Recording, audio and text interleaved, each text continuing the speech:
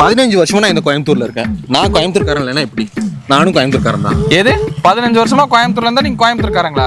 காலகாலமா இருக்கிற நாங்க தானே கோயம்புத்தூர்காரங்க. சரி, நமக்குள்ள சண்டை வேண்டாம். எனக்கு தெரிஞ்ச நாங்க இருக்காரு, அவர்கிட்ட போய் நியாயத்தை கேட்போம். வா கேட்கலாம். தம்பி, என்னடா இந்த பக்கம்?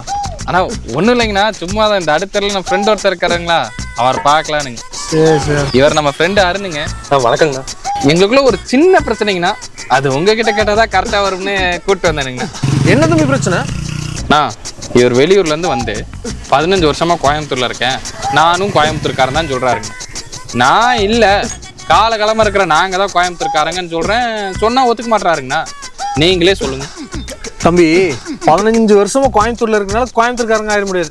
எங்க ஸ்லாங்கு, எங்க சாப்பாடு இன்னும் நிறைய இருக்கு தம்பி. என்னங்கண்ணா இப்படி சொல்லி போட்டீங்க? ஸ்லாங் எல்லாம் நமக்கு சர்வசாதாரணம். இன்னைக்கு கூட நம்ம வீட்டுல அரிசி பருப்பு சாதம் தான் சாப்பிட்டு வந்துச்சுங்க. நீங்க சாப்பிட்டீங்களா? எப்பவும் ஃபர்ஸ்ட் சாப்பிட்டீங்களான்னு கேட்கறதாங்க நம்ம வழக்கங்க. தம்பி, 15 வருஷமா இங்க இருக்கீங்க. நம்ம ஸ்லாங் பேசுறது, அரிசி பருப்பு சாப்பிடுறது எல்லாம் சரிதான். ஆனா கோயம்புத்தூர்காரங்கன்னா முக்கியமா ஒரு சில விஷயம் பண்ணியிருப்போம். நீங்க பண்ணியிருக்கீங்களா? அது என்ன விஷயங்கண்ணா? தம்பி, எம்எல்எம்ல காசு போட்டு ஏமாந்துருக்கீங்களா? இல்லைங்கண்ணா. தம்பி, நீ நம்ம தாத்தா அப்பா காலத்துல இருந்தே போட்டிருக்கேங்கண்ணா. சரி, யூ-வி-5 ஆட்ஸ்ல காசு போட்டு உங்களுக்கு கீழே ஆள் சேர்த்துட்டு இருக்கீங்களா? இல்லைங்கண்ணா. தம்பி, நமக்குலாம் 4 பேர் சேர்த்து விட்டுருக்கானுங்கண்ணா. தம்பி, ஈவு கோழியில காசு கட்டி ஏமாந்துருக்கீங்களா? இல்லைங்கண்ணா. தம்பி, ஈமு கோழி இல்லாம எப்படிங்கண்ணா? என்னப்பா நீ ஈமு கோழியில கூட ஏமாறலையா?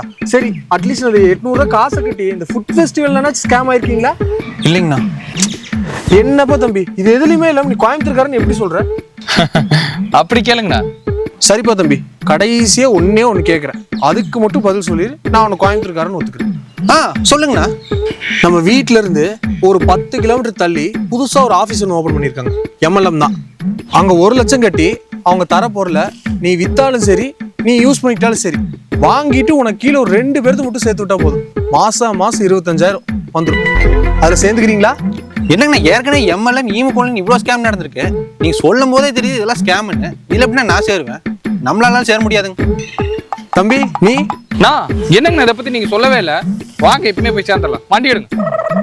தம்பி, இப்ப புரிஞ்சுச்சா? நீ கோயம்புத்தூர்காரன் இல்ல, இவன் தான் உண்மையான கோயம்புத்தூர்காரன். புகழாதீங்க.